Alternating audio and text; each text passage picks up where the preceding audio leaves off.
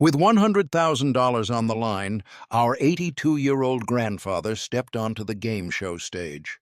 But instead of answering a single question, he pulled out a faded love letter that stopped the clock and changed everything.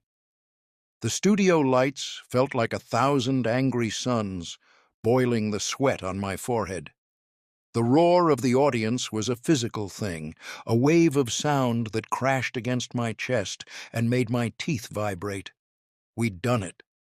The Halper family, my mom, my dad, my sister Sarah, and my grandpa Arthur, had somehow, through a series of lucky guesses and my sister's encyclopedic knowledge of 90s pop bands, made it to the final round.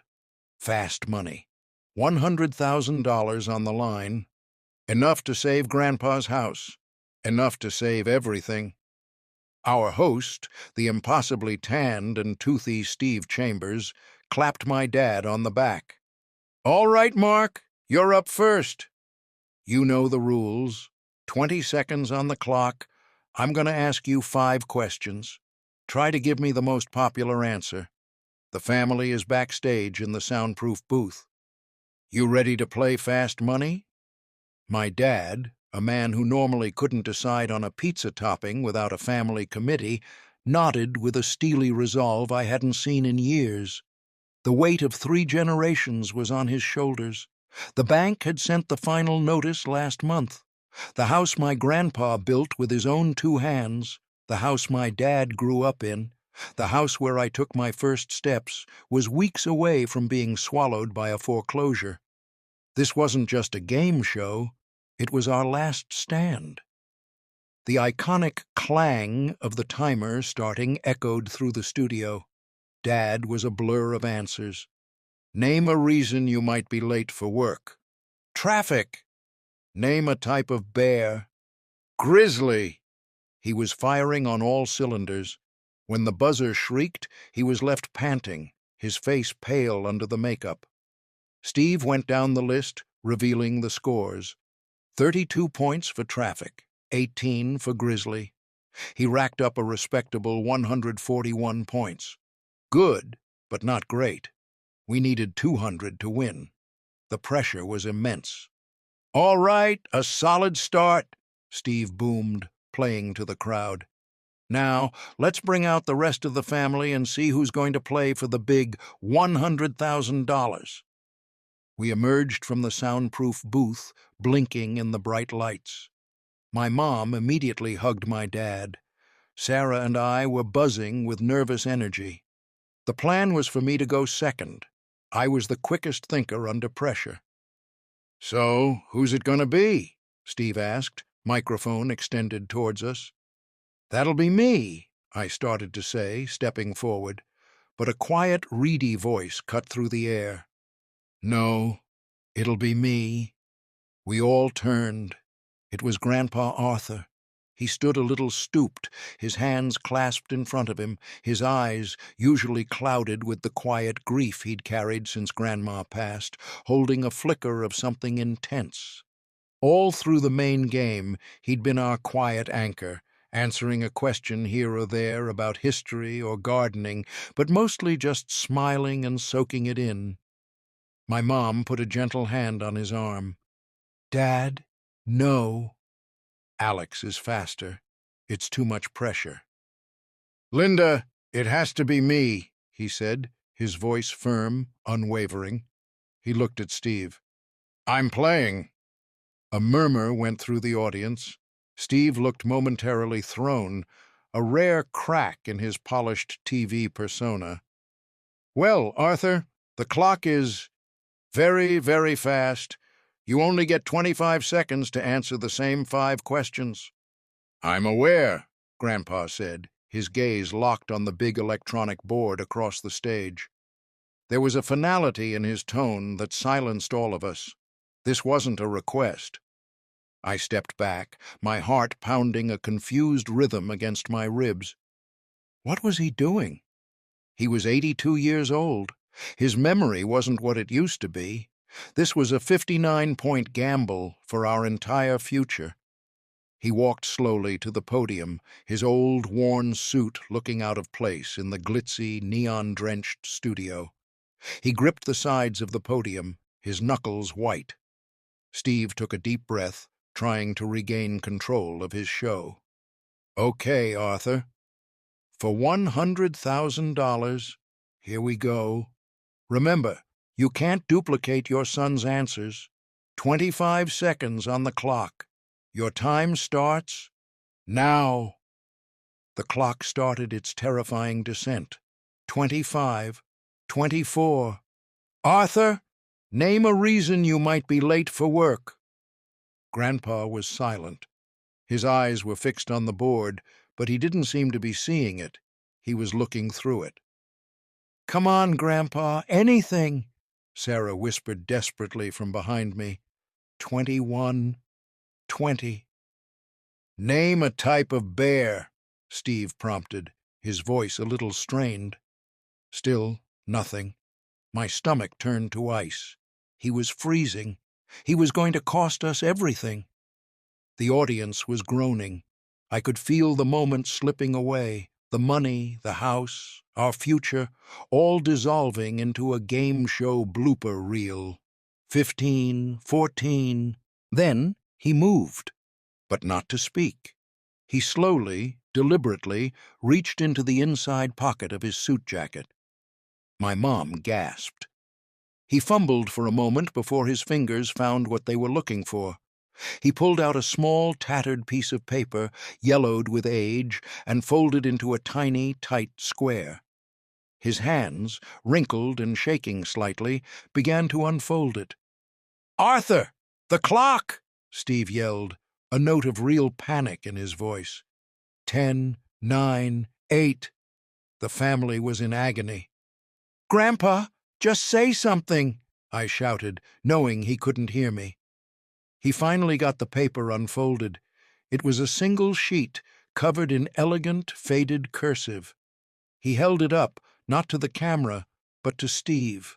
He just held it there, his expression a mixture of profound sorrow and unwavering love. The clock hit 5. The buzzer was about to sound on our dreams. Steve leaned in, his eyes scanning the note. His entire demeanor changed. The game show host vanished, replaced by a man looking at something sacred. His jaw went slack. His eyes welled up. He threw his hand up towards the control booth, his voice cracking with an emotion I couldn't comprehend. "Stop the clock! Stop the clock right now!" The shrill echo of the buzzer that was supposed to sound never came. In its place was a deafening silence, a vacuum that sucked all the air and noise out of the studio. The clock was frozen at 0004, 4 seconds that felt like an eternity. The audience, which had been a sea of groans and murmurs, was now utterly still, 1,000 pairs of eyes locked on the drama unfolding on stage. The cameraman, a pro who normally glided with robotic precision, seemed to forget his marks, slowly zooming in on Grandpa's trembling hand, holding that fragile piece of paper. My dad started to move forward. "Is he okay?"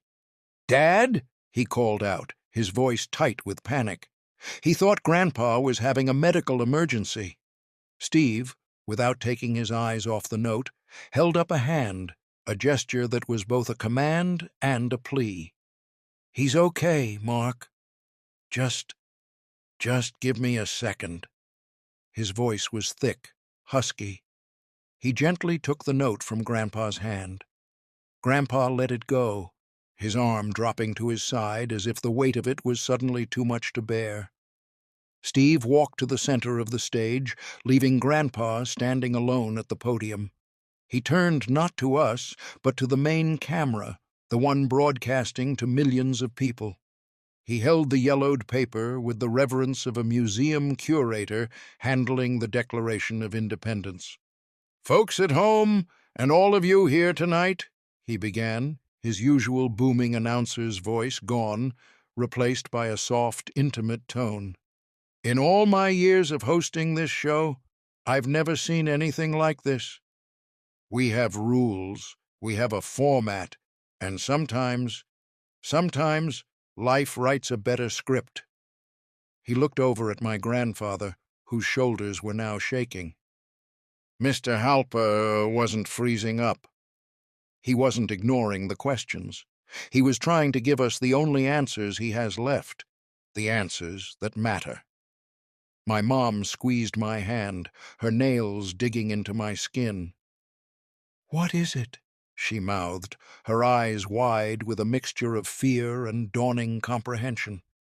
I just shook my head, my heart a frantic drum against my ribs. Steve cleared his throat, his own eyes glistening under the hot lights. "This," he said, holding the note closer to the camera, "is a promise. A list of promises, actually. It's dated October 12th, 1963. It's titled, My Vows to Eleanor." A collective gasp went through my family. Eleanor, my grandmother. She'd been gone for 2 years, and Grandpa had been a ghost ever since. He carried her picture in his wallet, and he still set a place for her at the dinner table on their anniversary. This note, this was a piece of her, a piece of them. "I asked Arthur for a reason he might be late for work," Steve said, his voice trembling. "His son, Mark, said traffic." That was worth 32 points. He looked down at the note. Eleanor, on the day they were married, made Arthur write down his vows to her. Here's the first one he wrote. He took a shaky breath and read, "I, Arthur Halper, promise to always be late for work if you are sick, if our future children need me, or if the morning sun is in your hair and you just need one more kiss before I go." A sound rippled through the audience. It wasn't an awe or a clap. It was the sound of 100 people catching their breath at once. My sister Sarah let out a small sob, burying her face in my dad's shoulder. My dad wrapped his arm around her, but his eyes were locked on his father, his face a mask of grief and awe. He'd never known this existed. None of us had.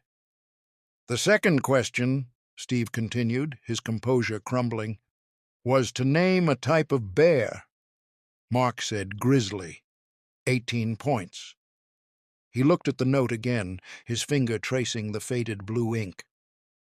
Arthur's second promise to Eleanor was this: "I promise to be the grizzly bear who protects our family from all harm, and the teddy bear you can always cuddle up to when the world feels cold." That's when the tears started to fall, not just from my family, but from the faces in the crowd. A woman in the front row was openly weeping. The floor director, a tough-looking guy with a headset and a clipboard, was wiping his eyes with the back of his hand. We weren't on a game show anymore. We were in a sacred space, bearing witness to a 60-year-old love story. Steve wiped a tear from his own cheek with his thumb. He looked from the note to the flashing lights of the game board, and then to my grandfather, who stood silently, tears streaming down his wrinkled face. It was as if this final public declaration was the only way he could truly say goodbye. Steve let the note drop to his side.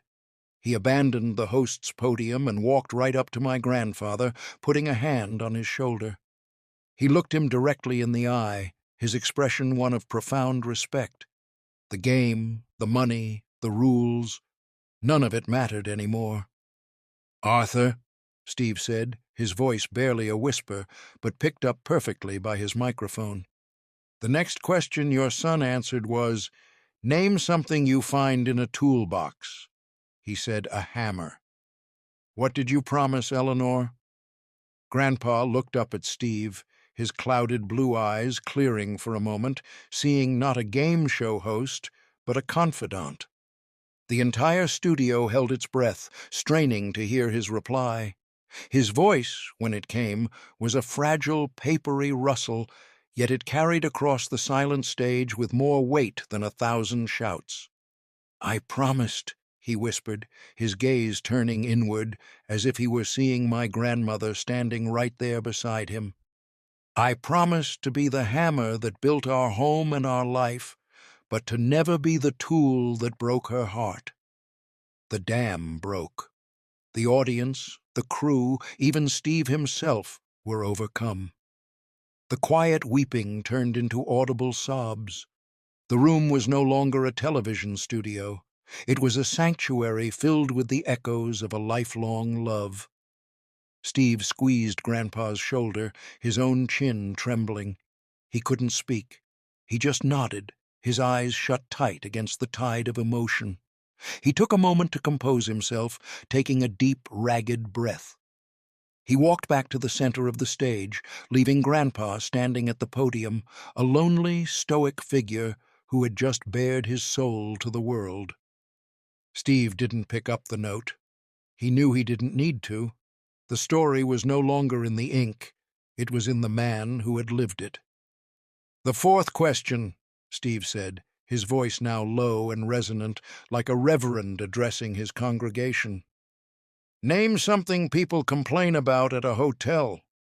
My dad, bless his practical heart, had said noisy neighbors for a paltry 10 points. Steve looked at my grandfather. "Arthur?"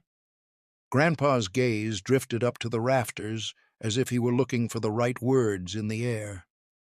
"Our honeymoon," he began, his voice a little stronger now, filled with a distant warmth. "We couldn't afford much. A little motel by the highway in Barstow. The air conditioner rattled, the mattress sagged, the trucks roared by all night." He paused, a faint smile gracing his lips. "Eleanor didn't complain once.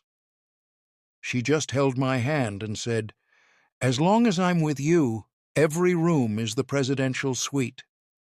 He looked directly at Steve, a tear tracing a new path down his cheek.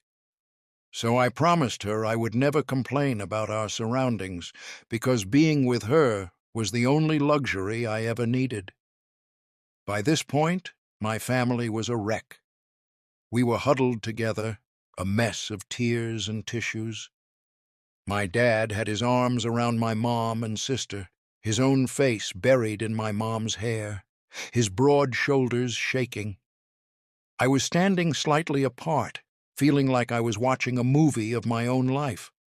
I'd known my grandfather my whole life, but I'd never really known him until this moment. The quiet man who did crosswords and smelled of Old Spice had lived a life of such epic, poetic love.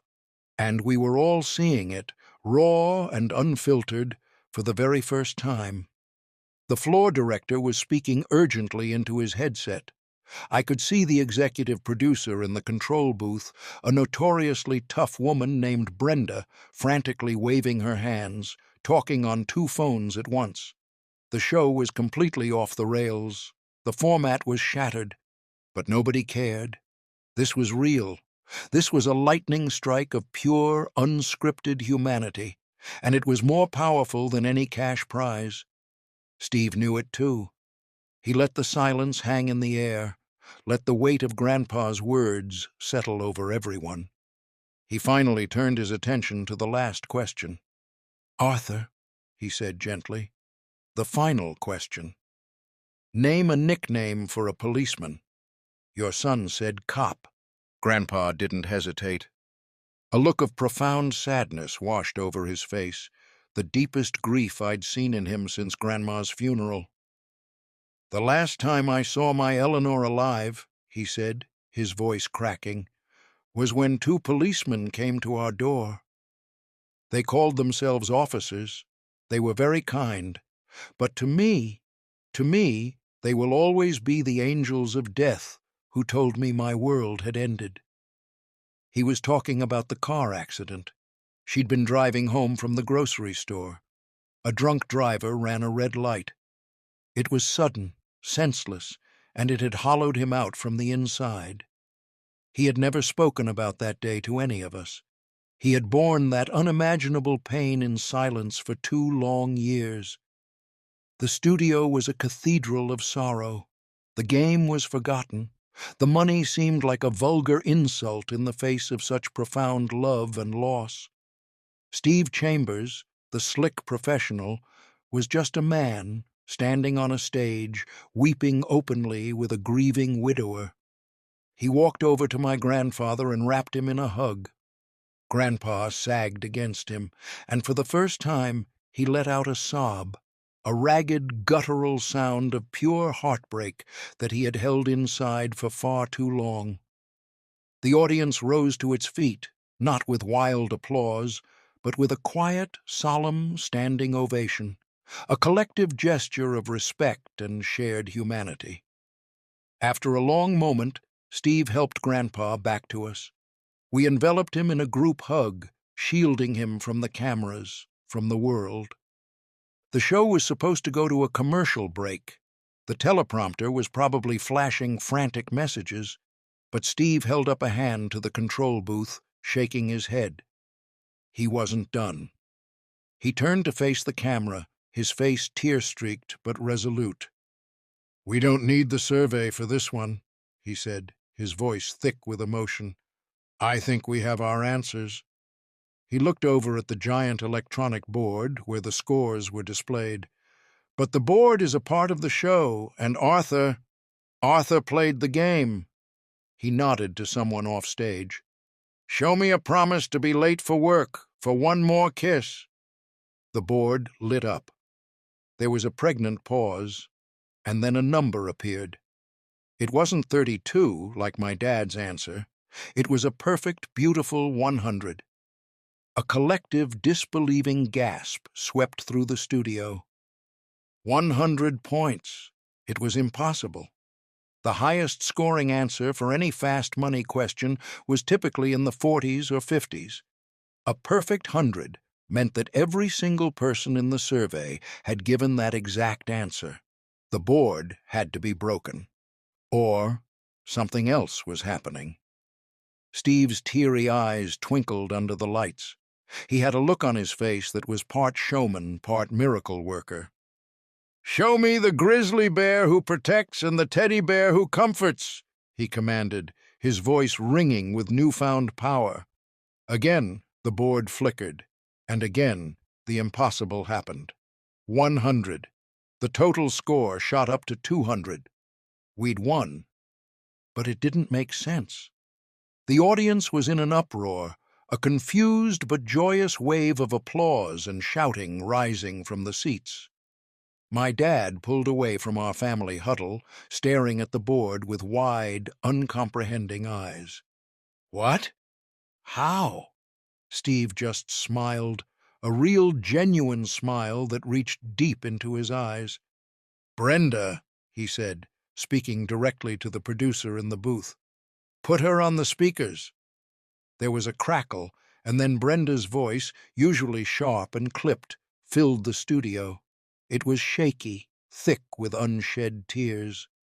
We polled the studio audience, Steve," she stammered. "During the pause. We asked them for Arthur's answers. Every single person, every one of them gave the same response. 100 people, unanimous. The applause that followed was deafening. It wasn't just for the win. It was for the moment, for the triumph of love over rules, of humanity over format. Confetti cannons, which I'm sure were not loaded for a potential loss, erupted from the ceiling, showering us in glittering paper. The iconic winner's music blared from the speakers, and the board flashed $100,000 winner over and over again. We were swarmed. My family, my weeping, bewildered, beautiful family, was mobbed in the center of the stage. Steve hugged each of us. My dad was crying freely now, holding Grandpa's hand and just repeating, "You did it, Dad. You did it." My mom and sister were laughing and crying at the same time, trying to wipe confetti out of their hair. I looked at my grandfather. In the midst of the chaos, he was the calm center. The storm of grief that had lived in his eyes for 2 years had finally broken. The tears still flowed, But they were different now. They weren't just tears of sorrow. They were tears of release, of remembrance, of a love so powerful it had bent the rules of reality on a national game show. He had done more than win us money to save his house. He had given his love for Eleanor one last glorious voice. He had made sure the whole world knew how much he loved his wife. In the green room after the show, the energy was electric. Network executives, people we'd never seen before, kept coming in to shake Grandpa's hand, calling him a legend. Brenda, the producer, came in and gave him a long, heartfelt hug. "Your wife would be so proud, Arthur," she said, her voice still thick. "She knows," Grandpa said softly, patting her back. "She always knows." Steve Chambers came in later, out of his slick suit and in a simple polo shirt. He looked exhausted, but happy. He sat down next to Grandpa.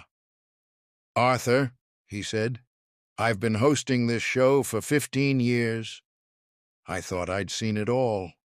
Tonight, you reminded me what it's all about. It's not the money, it's the family." He handed Grandpa a small laminated card. It was the note. Steve had had it preserved. "A little souvenir." Grandpa took it, his hands tracing the familiar words.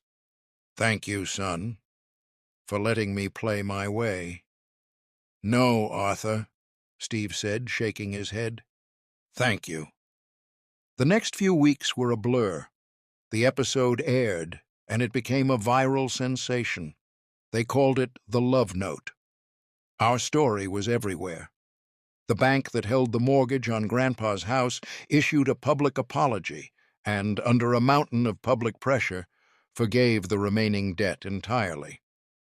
Donations poured in from strangers around the world, touched by my grandparents' story. We used the $100,000 prize money to set up a foundation in my grandmother's name, Eleanor's Promise, to help elderly people struggling with housing insecurity. But the real change was in our family. It was in my grandfather. He started smiling again, real smiles that reached his eyes. He started telling us stories about Grandma, not with the pain of her absence, but with the joy of her memory. He framed the laminated note and hung it in the living room, right next to their wedding photo. The house was saved, but more than that, our family was healed. We learned that the strongest foundations aren't made of concrete and wood, but of the promises we keep and the stories we share. My grandfather, a quiet man of 82, had walked onto a game show stage intending to answer 5 simple questions. He didn't give the most popular answers. He gave the only ones that mattered. And in doing so, he didn't just win a game. He gave his love an eternal voice and reminded a world obsessed with fast money that the things that truly enrich us are the things that are timeless.